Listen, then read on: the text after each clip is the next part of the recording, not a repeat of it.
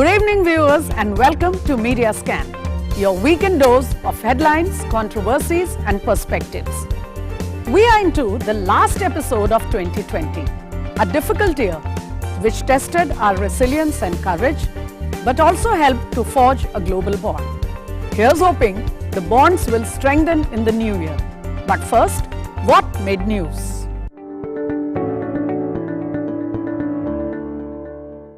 Amidst deadlock over the talks, Prime Minister Narendra Modi made an impassioned address to farmers of the country. He underscored the benefits of the new agriculture laws. He also released the latest installment of PM Kisan to 9 crore farmers on former PM Atal Bihari Vajpayee's birth anniversary. Earlier, Agriculture Minister Narendra Singh Tomar also reiterated the need for resumption of dialogue, even as the farmers stuck to their precondition that laws must be withdrawn. The opposition tried to make its presence felt by knocking at the doors of Rashtrapati Bhavan in support of the protesting farmers. DDC poll results dominated headlines and media debates for most of the week.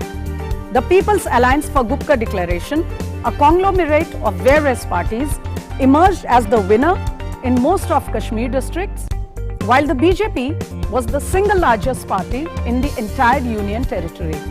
The Congress was left way behind, while independents could play kingmaker in 3 to 4 districts. The assembly polls are still some months away, but high-pitched battle for Bengal is already the toast of the national media. After senior leader Shubhendu Adhikari joined the BJP with many other legislators last weekend, a war of words between the BJP and the Trinamool leaders has escalated. Meanwhile, Congress central leadership gave the green signal for a pre-poll alliance with the left front. Prime Minister Narendra Modi called the Aligarh Muslim University as a mini India while addressing the centenary celebration of the university. PM Modi stressed on the need to set aside political differences for working towards a better future. This was the first time in over 6 decades that a Prime Minister had addressed the AMU campus. A big number of countries, including India, suspended flights to and from the United Kingdom following mounting concern over a new strain of the coronavirus. Experts believe that the new strain has very high transmissibility, though we are not really sure if it's more dangerous. There were reports of suspicion of the new strain appearing in some places in Africa too. So, after that quick look at the headlines which dominated media space through the week, it's time to examine a couple of the top issues in a more in-depth manner. And for that, I have a special panel here this evening. With me, I have Aditya Rajkaul, a well-known face on Indian news television, a person who has had equal experience of observing national politics as well as things on the security front in Jammu and Kashmir, one of the issues which we are going to discuss today. Welcome Aditya Rajkaul. This is your first appearance on Media Scan and we hope we'll have a longer relationship. I also have with me Sanjay Singh, an old face on Indian television, a seasoned print and television journalist. Welcome back to Media Scan, Sanjay Singh. Thanks. Viewers, the successful completion of the DDC polls has heralded a new era in Jammu Kashmir. Parties which formed the PAGD conglomerate were reluctant first but later jumped into the fray. Polls were peaceful, which in itself is a great leap forward, and voter participation was encouraging. Now that the results are out, the media has interpreted the entire process in various ways, including what it means for the future of the Union Territory. Let's discuss. Aditya Rajkaul, I am coming to you first.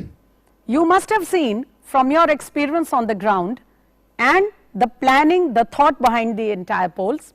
Now the PAGD is interpreting it as an endorsement of their stance that abrogation of 370 was wrong, whereas the BJP from the results is claiming that the support of the people shows most of the people in Jammu Kashmir are with the center.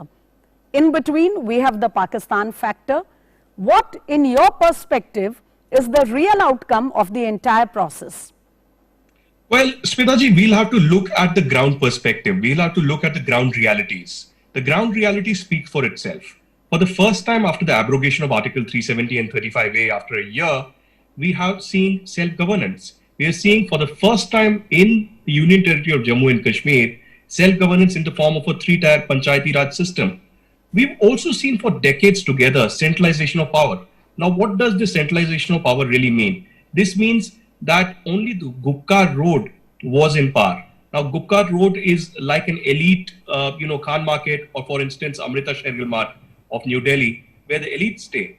But the remotest corners of Jammu and Kashmir do not get self-governance, do not get development. So finally, we are not just talking about development, we are also delivering it. So we are saying there is positive side to it, but we need to commend the people of the Jammu and Kashmir who came out to vote in spite of threats from radical separatists and terrorists, in spite of intimidation they faced, in spite of not just the harsh winters of Jammu and Kashmir, but also this time the coronavirus pandemic. Yes. So more than 50% voting has been witnessed all across Jammu and Kashmir, which is a positive sign.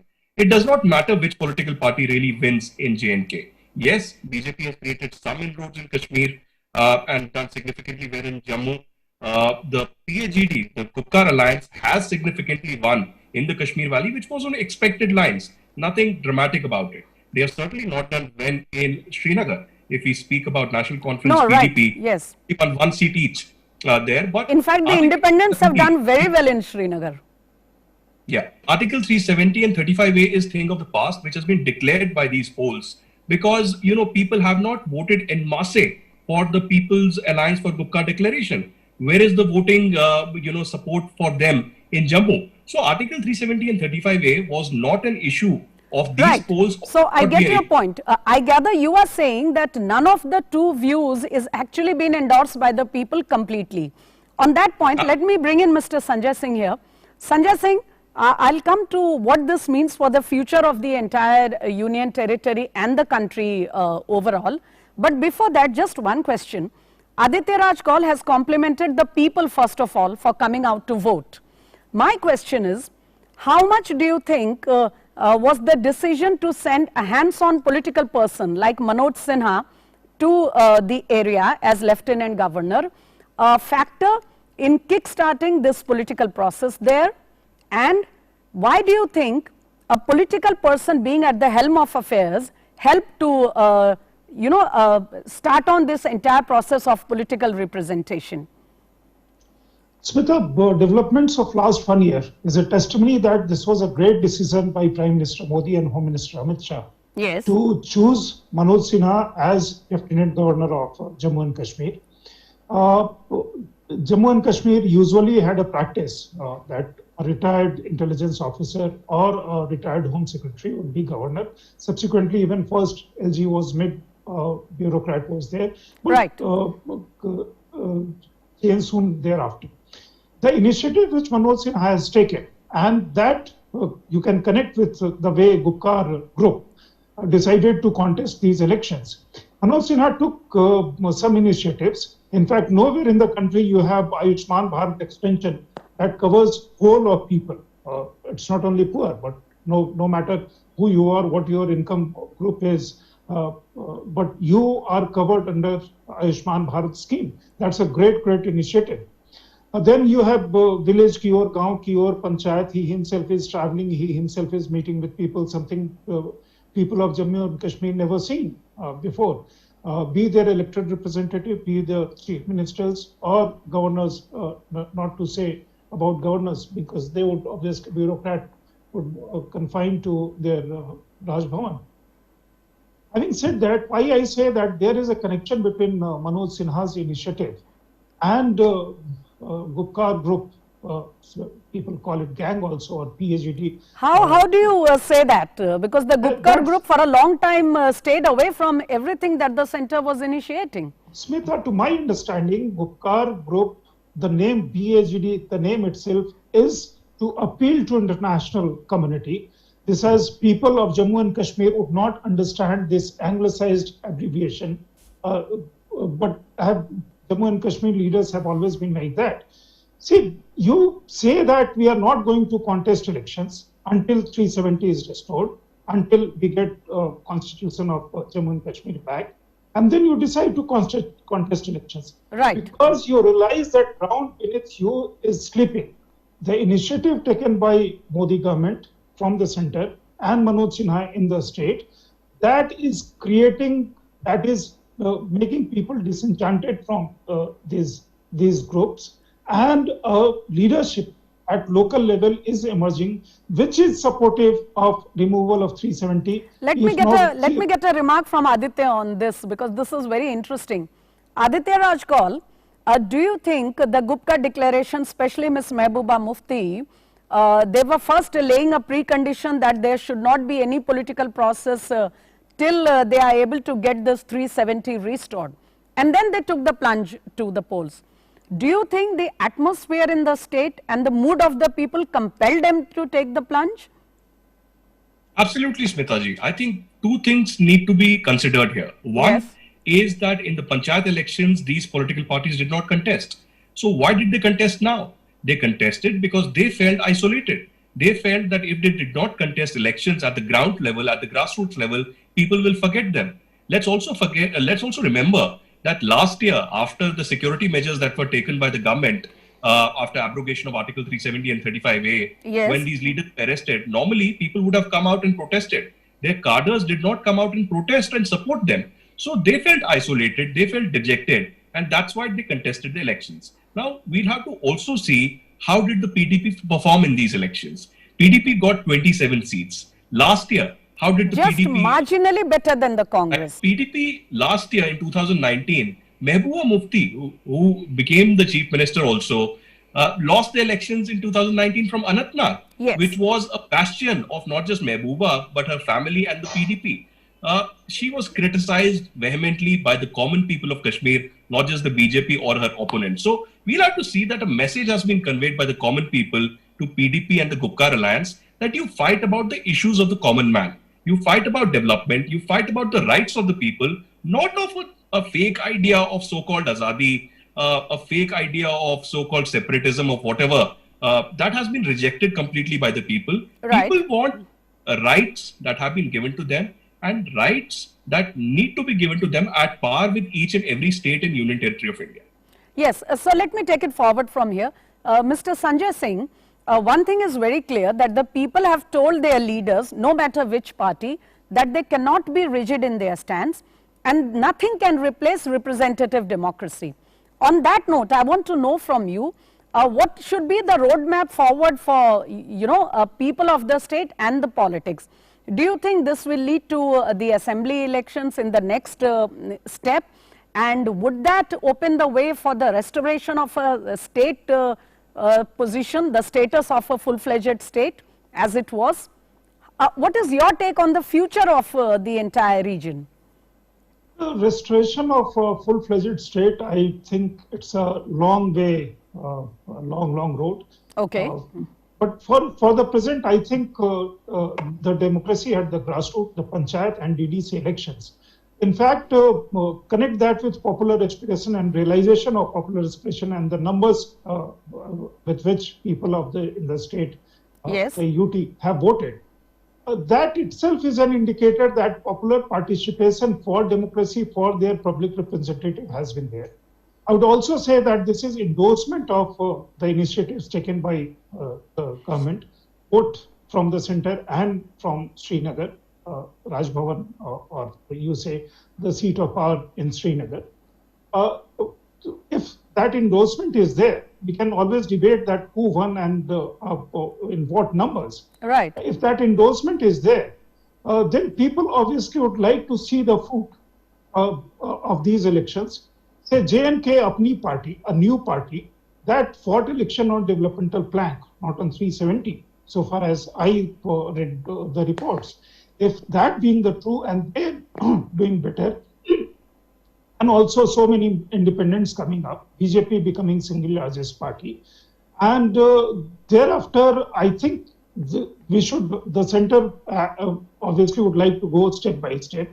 If this system works well, if the initiative taken by the center and UT government does work well, then obviously there is a greater confidence of people towards the new system. And Sanjay Singh, thereafter- I have to move on to the next subject on the table.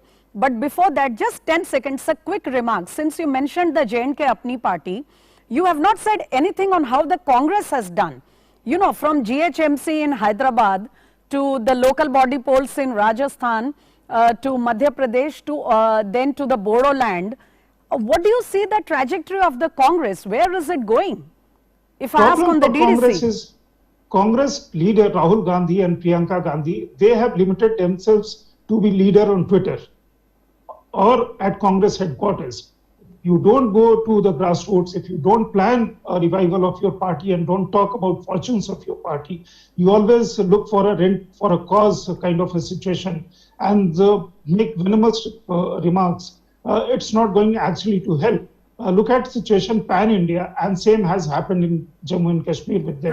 Right. Point taken. So Sanjay Singh there, very clear that rent-a-cause politics does not work in the country. One must have their ear to the ground, whether it is the grassroots polls from the valleys of Jammu Kashmir to the warm climates of Hyderabad. It has to be everyday effort and everyday struggle. On that note, viewers, I must move on to the next subject of discussion this evening. With protesting farmers not budging from their maximalist position, the government went for an aggressive outreach on the agriculture reform laws this week. The high point was Prime Minister Narendra Modi directly addressing farmers of several states to explain how the laws would bring a world of options to the farming sector. He also released the latest tranche of the PM Kisan to 9 crore farmers. Earlier, many senior ministers, especially the agriculture minister, reiterated the government's appeal to farmers to return to the dialogue table. They signaled that all issues were open for discussion. However, farmers have been adamant. So, will the Prime Minister's impassioned address help break the deadlock? And where do the protesting farmers go from here? We will discuss all that. But first, let's listen in to what the Prime Minister had to say. आज नए कृषि सुधारों के बारे में असंख्य झूठ फैलाए जा रहे हैं। कुछ लोग किसानों के बीच भ्रम फैला रहे हैं कि एमएसपी समाप्त की जा रही है, तो कुछ लोग अफवाहें फैला रहे हैं कि मंडियों को बंद कर दिया जाएगा। मैं आपको फिर ध्यान दिलाना चाहता हूं कि इन कानूनों को लागू हुए कई महीने बीत गए हैं। क्या आपने देश के किसी एक कोने में एक भी मंडी के बंद होने की खबर सुनी है?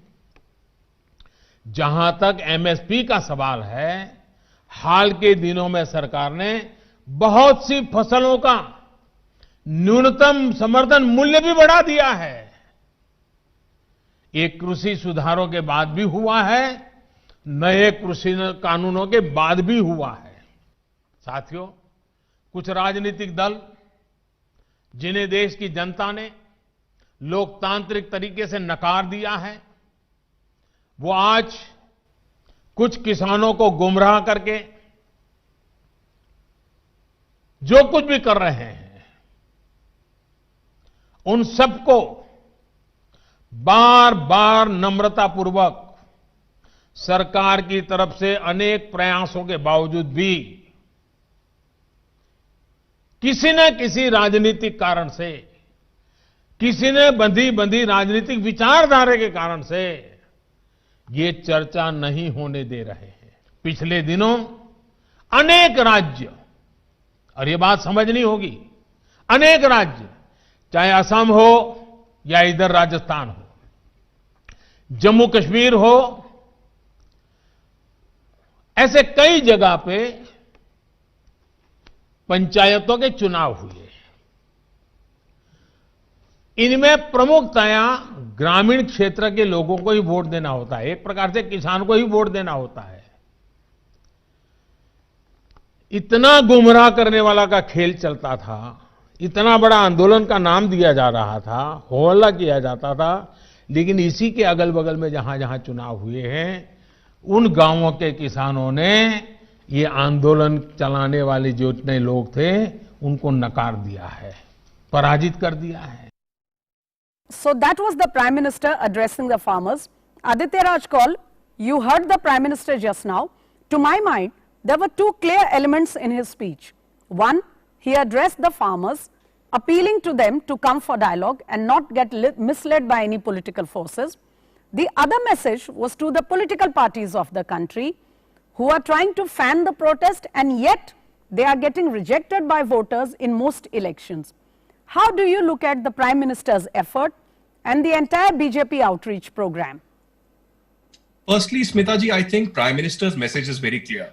And Prime Minister has ensured and given, even though indirectly, a message that in no way is the government going to take away these three bills. Yes, dialogue is the way forward. And that's why the Prime Minister himself has come out to explain to the people what these bills really mean for the common people. So nobody, in fact, the biggest agriculturists of the country, experts have come out and said that these are reforms that were required for a very long time. In fact, in several of the manifestos of several political parties in the opposition as well, these things have been mentioned as promises that will be ensured.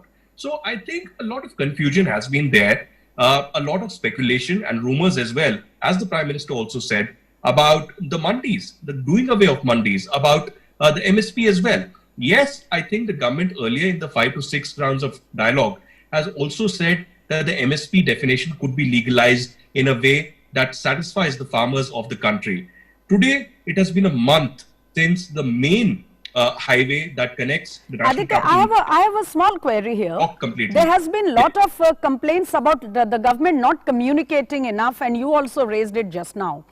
Even if that was the case at the time of passing the laws, there have been many rounds of dialogue. Whatever communication gap was suspected should have been over, isn't it? Yes, I believe so. In fact, I do believe that in the way they were passed, there should have been some kind of a time at that time. But there has been a course correction in 2 minutes that were deputed immediately. There were 5 to 6 rounds of that. Well, meetings that happened in Vigyan Bhavan.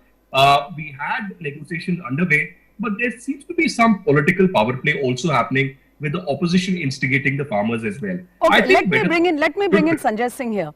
Sanjay Singh, you heard the Prime Minister give the message to the political parties. He very clearly said that it will not help, because they are getting rejected by people despite all these things. How do you look at the politics of the entire situation, considering so many opposition leaders went to the Rashtrapati, and then they are consistently saying that the Prime Minister has adopted a very unhearing, a very rigid kind of a stature? Do you think they are justified?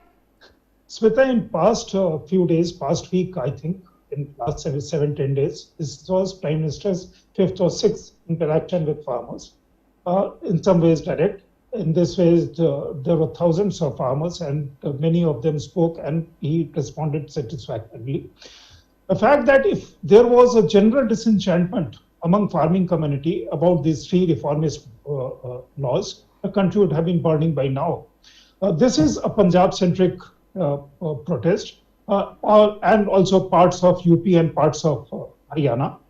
This is not a pan-India protest. And several all kinds of elements, separatist, Khalistani, leftist, and all shades of anti-Modi forces have joined hands. Putting farmer on the forefront, but from the background, and even now that is also very clear that they want to unleash a political movement. Yes. See what Hanan Mullah, General Secretary of All India Kisan Sabha, a great CPM leader, says. This is an anti-corporate movement and first anti-corporate movement of independent India.